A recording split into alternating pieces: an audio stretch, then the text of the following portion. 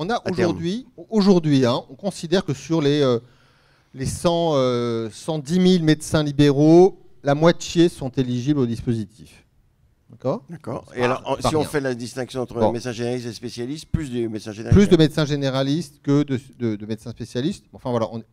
Il faut avoir un minimum d'activité. Il y a quelques critères, et ces critères parfois, quand on regarde de près l'accord, peuvent avoir quelques dérogations, exceptions, mais fondamentalement, il faut être dans un exercice regroupé, au moins 2, sauf dans les zones sous-denses où on n'exige pas cette condition. Il faut aller vers un exercice coordonné dans les 2 ans. Et l'exercice coordonné, c'est pas uniquement être dans une CPTS ou une EMSP, mais sous les diverses formes. C'est vrai que l'assistant médical, on le réserve à des médecins qui ont un minimum d'activité. Sinon, honnêtement, on se demande est-ce que ce serait juste. Voilà. Et puis, on assume, et ça évacue une partie des médecins, de les réserver aux médecins qui ont soit en secteur 1, soit pour les secteurs 2 qui ont souscrit à l'option tarifaire maîtrisée. Bon, voilà.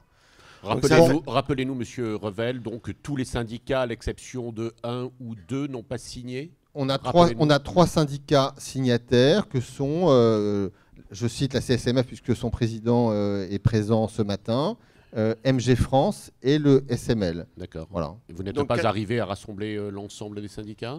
Ça vous déçoit?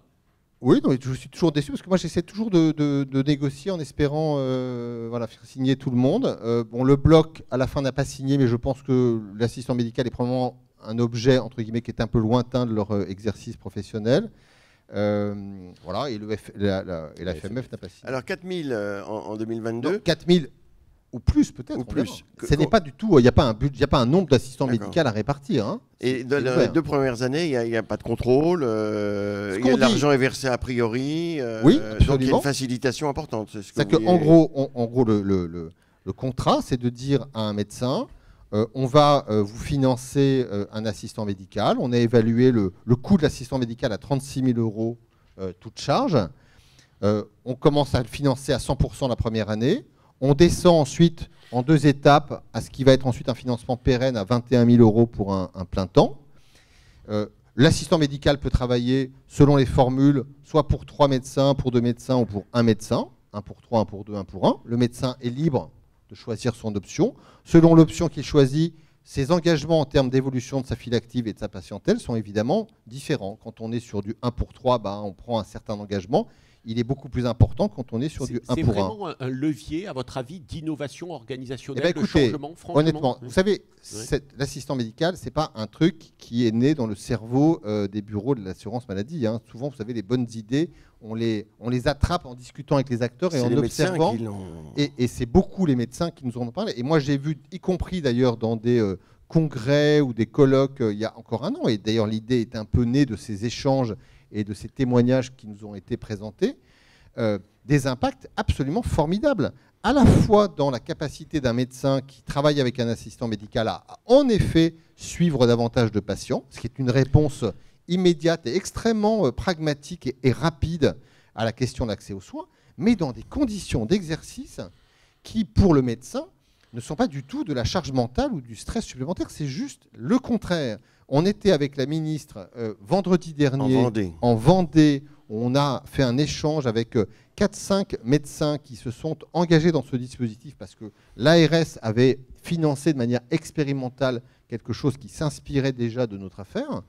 Ce qui m'a le plus impressionné, c'est à la fois l'impact sur la file active, mais d'avoir des médecins qui nous expliquaient à quel point leurs conditions d'exercice s'étaient transformées. Sur les assistants médicaux. Avec une charge, excusez-moi, mentale, je le dis pour les médecins, qui s'était réduite. Voilà.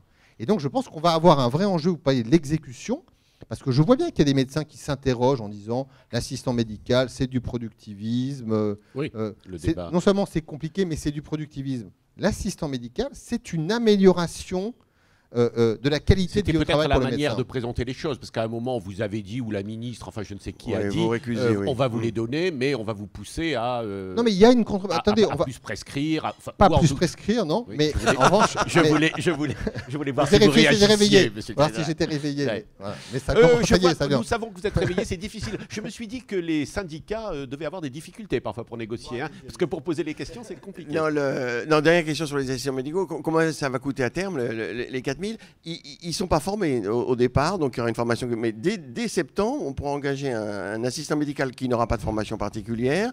Et troisième question, un peu, est-ce que c'est pas difficile pour certains médecins d'engager du personnel quelque part? C'est pas évident, il y a des problèmes de ressources humaines. Bien sûr.